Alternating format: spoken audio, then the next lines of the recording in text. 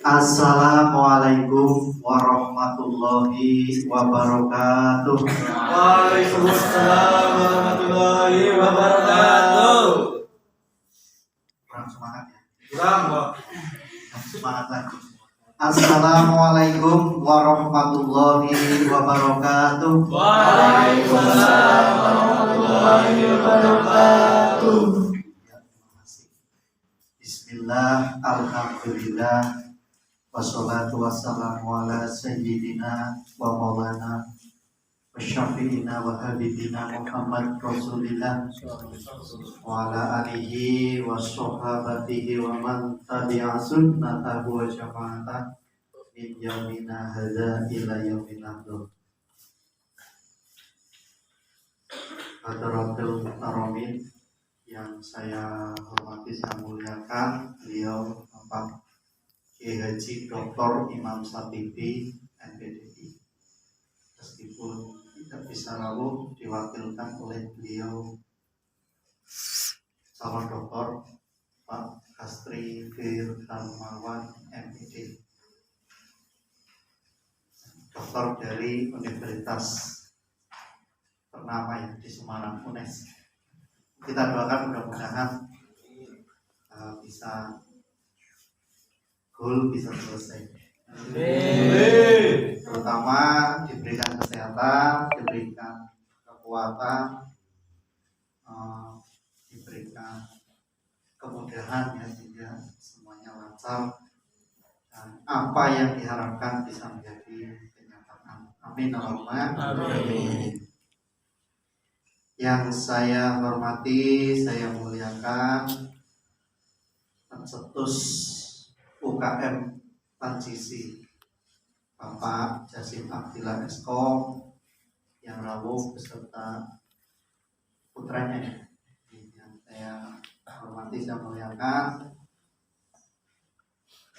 Yang saya hormati, saya banggakan mahasiswa Kebumen, aktivis di UKM dakwah transisi, baik pengurusnya, struktur inti ataupun anggotanya, semua semangat dalam rangka membangun karakter dia, juga membangun nilai-nilai Islam yang moderat.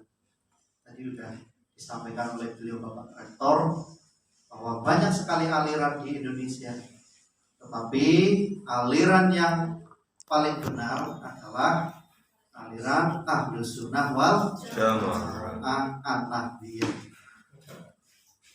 Karena banyak yang mengaku Ahlus Sunnah wal Jamaah, tetapi yang paling benar, yang paling hak ya, adalah Ahlus Sunnah wal Jamaah An-Nahdliyah. Kita yang kita ikuti itu gerakan organisasi Nahdlatul Ulama. Salawat serta salam senantiasa kita sanjungkan kepada baginda Nabi Agung Muhammad SAW yang kita nantikan syafaatnya di Yaumul Qiyamah nanti. Mudah-mudahan kita sekalian yang hadir di sini merupakan umatnya yang akan menerima syafaatnya ya di hari akhir Yaumul Qiyamah. Amin. Amin. Hadirin yang kami hormati, pada pagi hari ini kita memperingati Isra Mi'raj. Ini sebuah peristiwa yang luar biasa. Peristiwa yang sangat hebat, karena ini dialami oleh Nabi dari Mekah sampai ke Palestina ya. Perjalanannya hanya sekedip mata, cepat. Karena sebelumnya Nabi ini kondisinya sedih. Sedihnya kenapa? Yang meninggal pamannya ya, Abi dan istrinya Khadijah meninggal. Nabi sedih. Kemudian malaikat Jibril datang menemui Nabi, padahal Nabi sedang sedih. Kemudian ditemui malaikat Jibril, diajak traveling. Diajak apa? Traveling. Jalan-jalan. Nah, dengan senang dia traveling kemana, ke gunung. Nah, ini Nabi diajak traveling sama malaikat Jibril.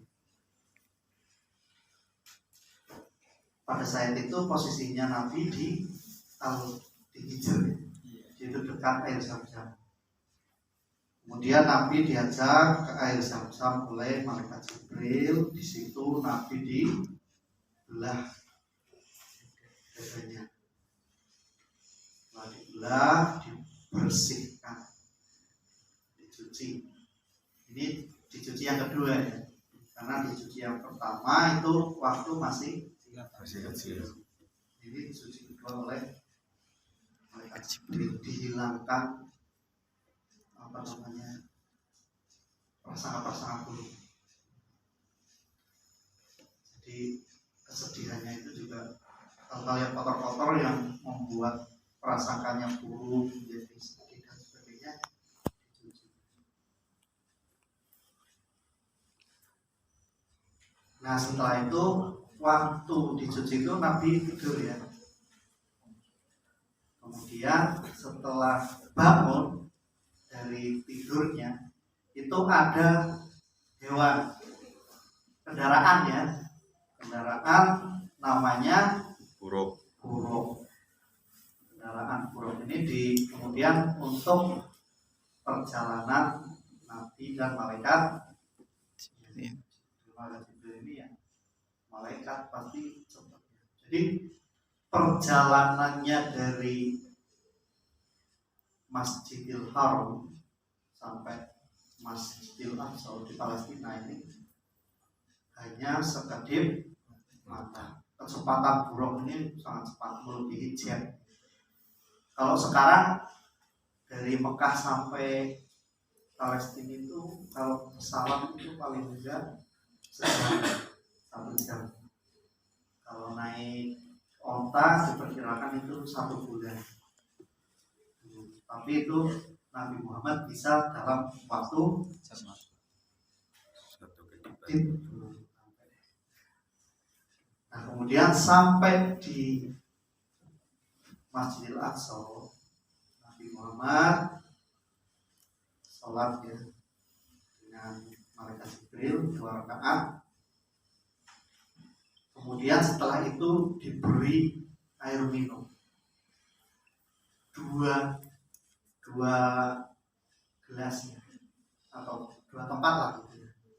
Yang satu homer, yang satu susu. Disuruh milih Nabi. Dan Nabi memilih yang susu. Ini malaikat Jibril bilang pada Nabi, ya kamu memilihnya tepat gitu. Sudah sesuai fitrahnya, milih susu. Karena nomor bisa dipilih ya. Kalau orang-orang sekarang nanti ambil nomor bisa menentukan. Tapi Nabi ini memilih yang susu, air susu. Nah, setelah itu inilah yang disebut dengan perjalanan dari Mekah sampai Masjidil Aqsa. Orang yang kebumen dia. Ayo dulu Mas. Kebumen terkenal ya.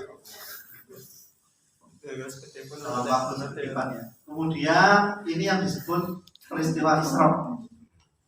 Kemudian peristiwa Mi'raj itu setelah itu Nabi diangkat naik turun lagi.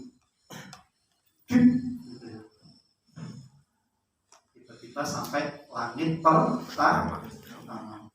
Karena nanti Nabi akan sampai ke Sidratul Muntaha atau langit. Nanti ketemu dengan siapa? Di akhirnya. Ketemu dengan Nah, di langit pertama Nabi itu bertemu dengan Nabi Adam. Pertama malaikat Jibril ketuk pintunya apa? Langit pertama ya. Kemudian petugas langitnya tanya, dengan siapa malaikat Jibril? Saya hadir dengan Nabi Muhammad SAW. Adakah utusan? Ya, beliau utusan dari Allah. Oh, silakan masuk di langit pertama. Nabi Muhammad melihat kanan dan kiri. Di sebelah kanan itu ada roh-roh manusia yang gembira tersenyum. Kemudian di sebelah kiri Nabi Muhammad melihat roh-roh manusia yang sedang sedih. Nah, di situ kemudian di ujungnya kanan kiri, kemudian di tengahnya ada orang yang sangat berwibawa, pembawaannya tenang, menyambut Nabi Muhammad dengan sangat hangat, sangat gembira. Yaitu beliau adalah bapaknya kita, siapa? Nabi Adam alaihi salam. Assalamualaikum warahmatullahi wabarakatuh. Anak keturunannya Nabi Adam ya. Semoga diberikan keselamatan dalam dakwah Islam. Itu di langit pertama juga di situ Nabi Muhammad diperlihatkan azabnya orang-orang yang memakan hartanya anak yatim. Di langit pertama. Kemudian Nabi Muhammad naik lagi dengan malaikat Jibril ke langit kedua, bertemu dengan Nabi Isa dan Nabi Yahya.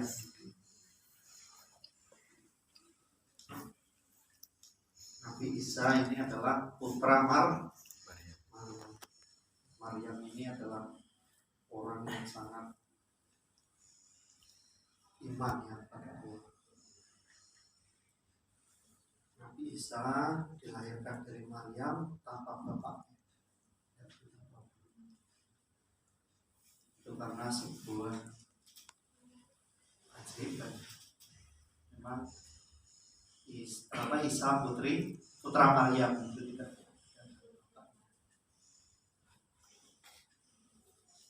Bahkan sampai